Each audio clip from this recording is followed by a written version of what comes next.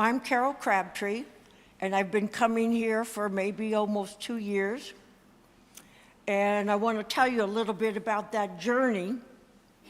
I live at Canterbury House with all our other Canterbury Row people here.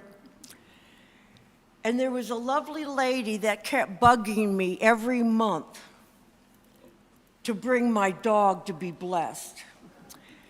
And I was just going along in my own little spiritual realm thinking I had it figured out. So finally, I said, oh, okay. So I came to church with my dog, and he got blessed. And after that, I'm trying to remember what a special occasion, but the courtyard was turned into like a little after-church get-together with all the pets. And they had biscuits for the pets and tied up in bows and everything. And they had Danish everywhere, and everybody was warm and lovely. And I'm looking at this, and I'm going, you know, this is really cool. I was really impressed. So I have to thank Christiane. I don't know if everybody knows her, but her diligence in seeing something in me that she knew that I needed. So I think all of this is just the Pied Piper of Christiane, who brought us all here from Canterbury House. So I am grateful for that. After that, I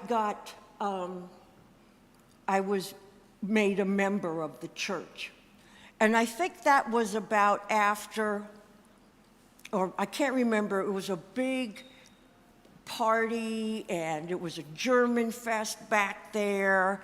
And I walked in, and I looked at the food, and it was fresh roast pork, it was gravy, it was oven brown potatoes, it was all cooked from scratch, there was sauerkraut, and then there was German beer and wine. And I said, wow, maybe I found my home. But anyways, I got together with some of the ladies and the last couple days, because these are our thoughts on St. Johannes. So we put them in a category of our 5 senses, in a smell, sight, hearing, taste, and touch. Okay, so here we go. Upon walking in the church for the first time, now I'm quoting the ladies also in me, so you know they had an input. We could smell the deep, dark, rich smell of old wood that had a polished patina from years of people touching the pews. After that, we talked about the sight. When you first come in and see the altar, here's some of the reactions. Soothing, but powerful. Stunning. Inviting, but simple. So when I first saw it, and the light hits it just right, that it goes from light to darker blue, like the heavens, like night, and it's just so warm and elegant. The next is hearing. We heard your voices of acceptance of us and your actions. And we cannot forget Sean. When I first came and I was sitting with Christiana, I heard this organ, and then I heard this voice, and I couldn't see where it was coming from. I thought it was a recording, And then all of a sudden I realized it was Sean up there singing to us.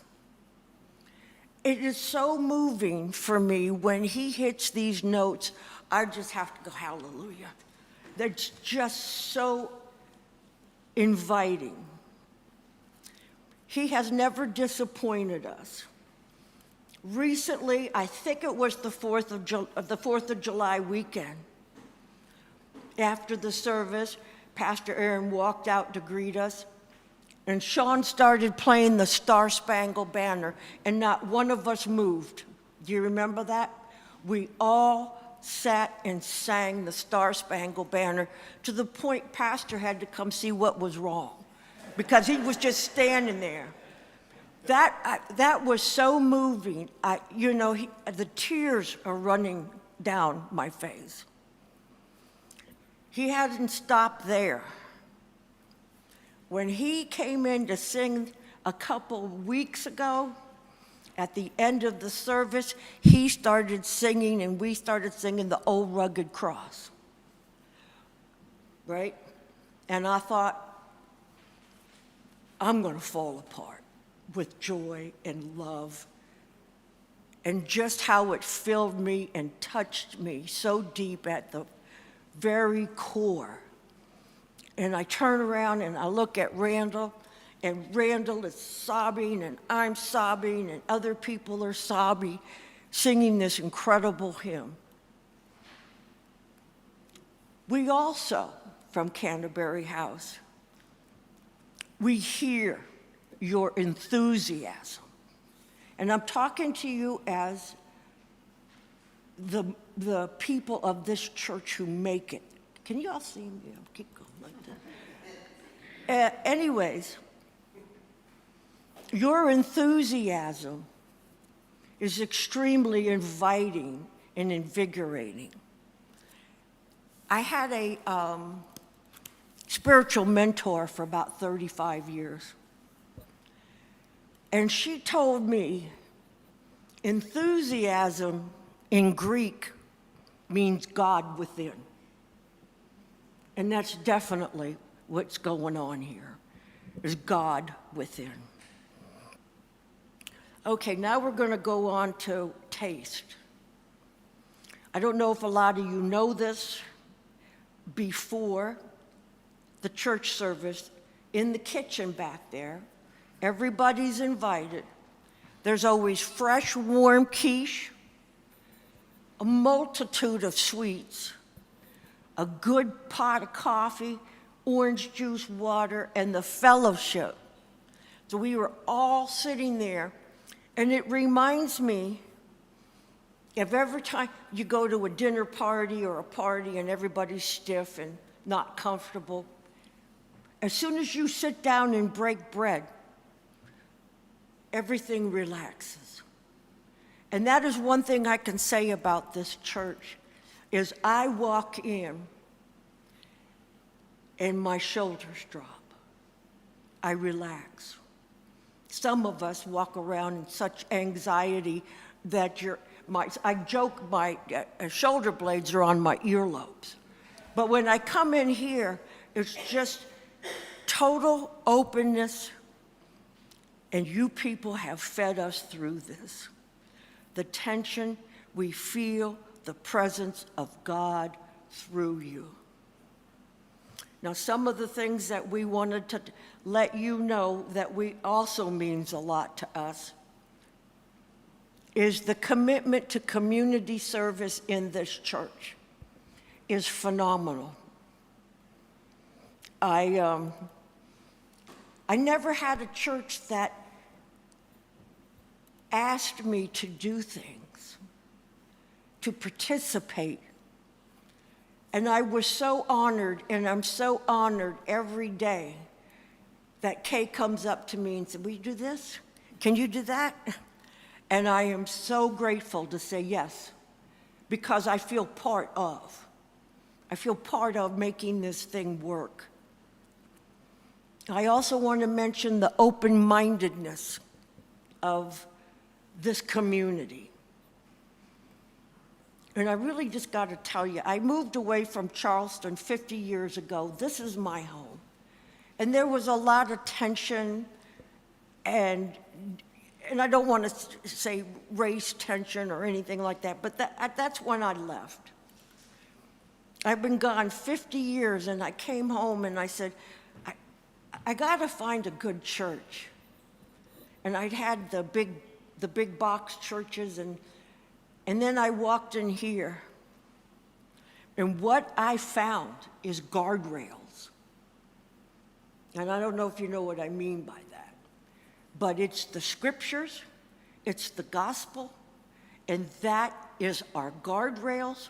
And I feel, this is all me, I feel we have not gone off into the weeds.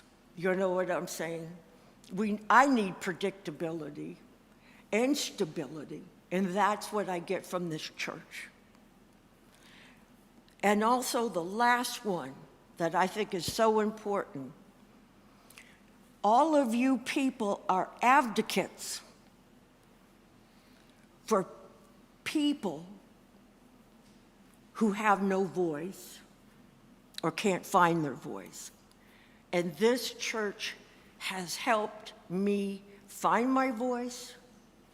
In our outreach, we are advocating for people who have no voice. And in my career, for 32 years, was an advocate for people who had no voice. And I found it here, and you fed me. And I just want to thank you for the opportunity and the honor of speaking to you. I hope I made some kind of sense. And for that, thank you so much.